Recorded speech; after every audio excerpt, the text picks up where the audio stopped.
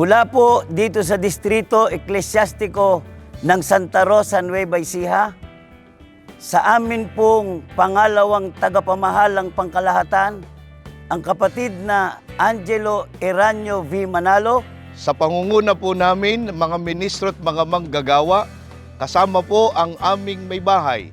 Dalangin po namin sa ating Panginoong Diyos na patuloy po kayong pagkalooban ng karunungan at kapangyarihan, kalakip po ang mainam na kalusugan upang mamalagi po kayo na pinakamalakas na katuwang ng ating tagapamahalang pangkalahatan.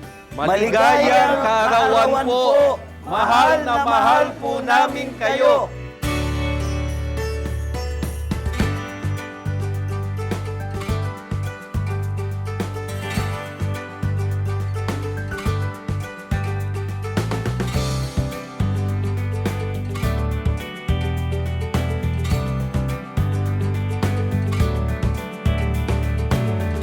Happy birthday po!